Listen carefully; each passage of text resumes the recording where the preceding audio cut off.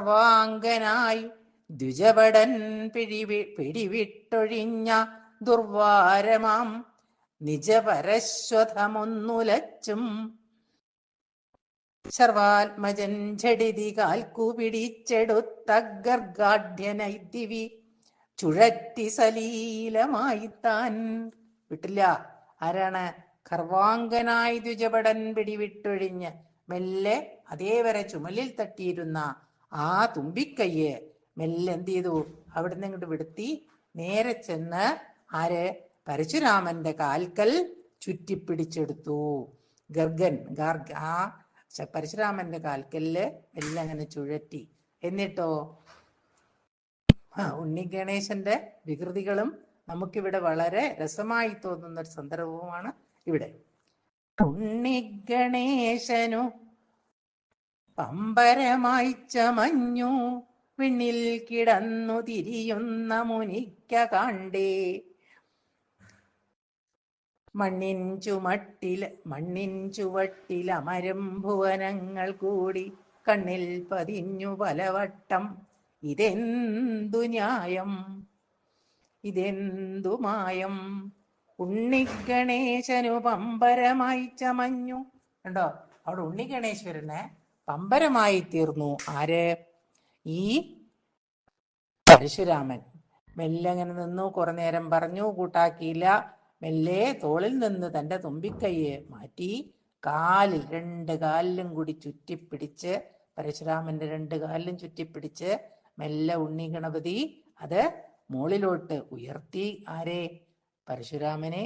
എന്നിട്ട് ഈ ലോകം മുഴുവനും കാണുമാറ് തന്റെ കയ്യിലുള്ളൊരു കളിപ്പമ്പരം പോലെ ആരെ? ആ ദ്വിജനെ, ആ പരശുരാമനെ ചുഴറ്റി. മുകളിൽ ഇങ്ങനെ വെച്ചിങ്ങനെ ചുഴറ്റാണ്. അപ്പോഴോ താവൽ ക്ഷണാലുലകിലൊക്കെയുമൊന്നു ചുറ്റിച്ചാവർണ്യ പുരുഷനെ പൗരുഷനെ മുൻനിലയിങ്കൽ നിർത്തി. ഉണ്ടോ? എന്താ ഉണ്ടായത്? ആ പുണ്യപുരുഷനെ, ആ വർണ്യപുരുഷനെ, ഇത്ര നേരവും നമ്മൾ വർണ്ണിച്ച ആ വർണ്യപുരുഷനെ, പരശുരാമനെ 2-3 ചുറ്റിങ്ങനെ ചുറ്റി തന്റെ ഭൂമിക്ക് അടിയിലുള്ള മണ്ണ് വരെ കാണാറാക്കി. അങ്ങനെ എല്ലാ ലോകങ്ങളും. അപ്പൊ ഒരു ലോക യാത്ര മുഴുവൻ കഴിഞ്ഞ് തിരിച്ചു വന്ന അവസ്ഥയായി ആർക്ക്? പരശുരാമന്.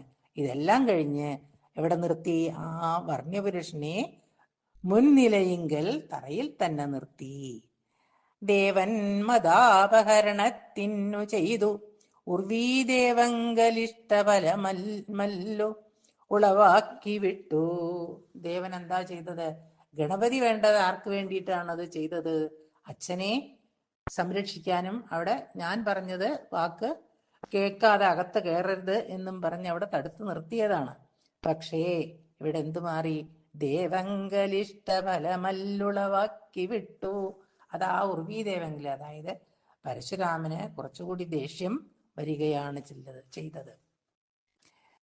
ഉല്ലസിത ഭൃഗുടിയായി ഭൃഗുമുഖ്യനെന്തെന്നില്ലാത്തൊരി പ്രഥമമായ പരാഭവത്താൽ വല്ലായ്മ ദേവകൾ പെടുത്തുവതും ക്ഷമിപ്പൊന്നല്ലായിരുന്നു ഹഹ ഭാരതപൂർവരക്തം.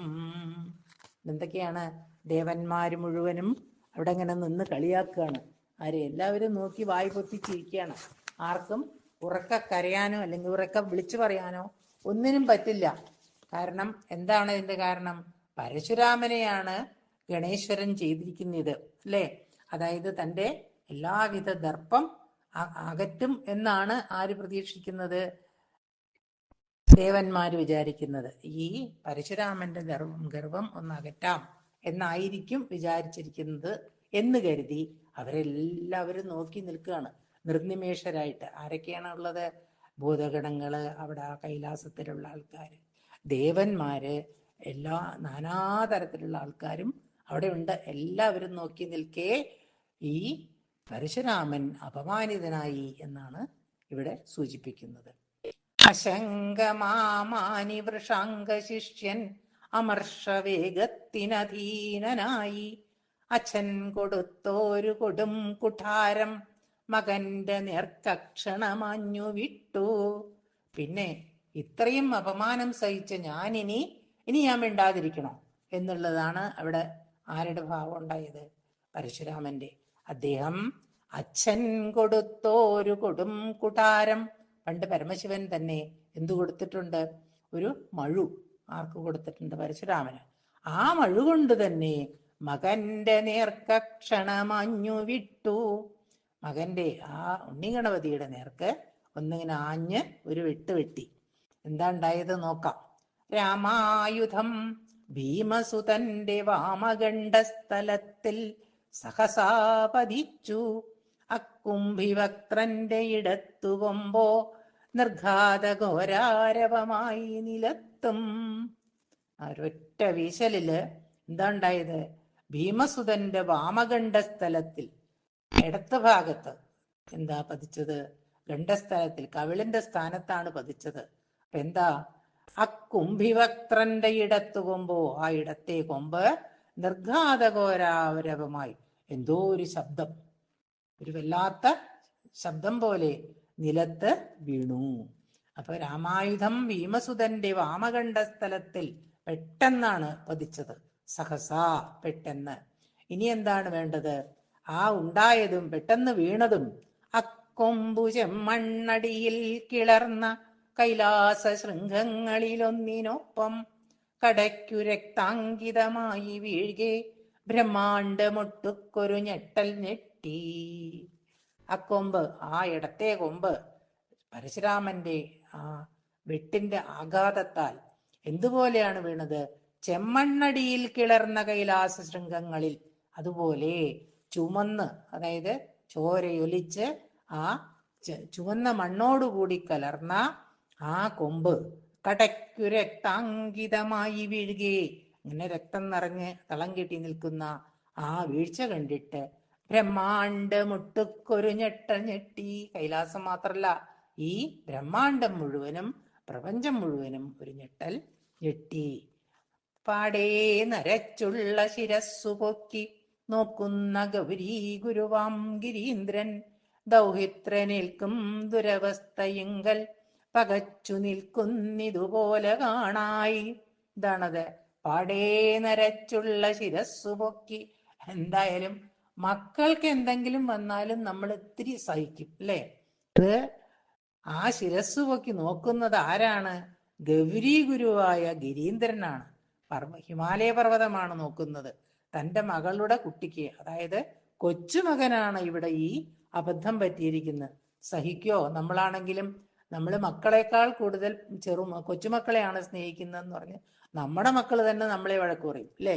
അപ്പൊ ഈ അവസ്ഥയിൽ ദൗഹിത്രനേൽക്കും ദുരവസ്ഥയെങ്കിൽ തന്റെ കൊച്ചുമകന് ഇങ്ങനൊരവസ്ഥ സംഭവിച്ചപ്പോ പകച്ചു നിൽക്കുന്നത് പോലെ, അദ്ദേഹത്തിന് എന്താണ് ചെയ്യേണ്ടതെന്നറിയാതെ പകച്ചു നിൽക്കുന്നത് പോലെ ഹിമവാനെ കാണാറായി.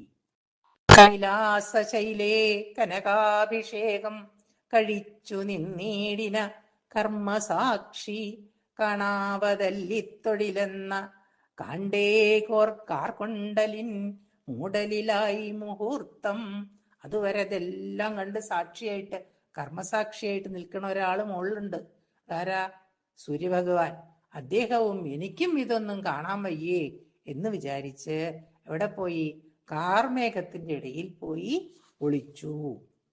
ഇനി കപോല ഭിത്തിക്ഷത ശോണിതത്താൽ കശ്മീരകം കാർത്തിയ കുഞ്ചരാസ്യൻ അന്തിച്ചുകപ്പേറിയ ശാരദഭ്രം പോലെ തിളങ്ങി സ്ഫടികാവതാതൻ. ഗണപതി, ഉണ്ണിഗണപതി നല്ല വെളുത്ത സുന്ദരനായിട്ടുള്ള കുട്ടിയാണേ. അപ്പൊ അവിടെ എന്താണ് ഉണ്ടായത്? അന്തിച്ചുകപ്പേശിയ ശാരദാഭ്രം. ആ ആകാശത്തിന്റെ, സൂര്യൻ അസ്തമിക്കാറാവുന്ന സമയത്ത് ആകാശത്ത് കാണുന്ന ആ അന്തിച്ചുകപ്പ് പോലെ തിളങ്ങി. ആര്? കപോല ഭിത്തിക്ഷത ശോണിതത്താൽ, തന്റെ കവിളത്ത് കിട്ടിയ ആ മുറിവ് കൊണ്ട്. അവിടെ എന്താ മുറിഞ്ഞ്? അത് മാത്രം പോരാ, കൊമ്പും ഒടിഞ്ഞ് താഴെ ചാടിയിരിക്കുകയാണ്, ചോര ഇങ്ങനെ ഒലിച്ചു നിൽക്കുകയാണ്. ഇതെല്ലാം കണ്ട സമയത്ത് സ്ഫടികാവതാതൻ, ആര്? നമ്മുടെ ഉണ്ണിഗണേശൻ ഇങ്ങനെ കരയാണ്. സ്കന്ദൻ തഥാ പുഞ്ചിരിയിട്ടു. അവിടെ സുബ്രഹ്മണ്യന് ഒരു പ്രശ്നമില്ല. സുബ്രഹ്മണ്യം എല്ലാം ഇങ്ങനെ ചിരിച്ചു. നന്ദി കൺചിമ്മി അവിടെ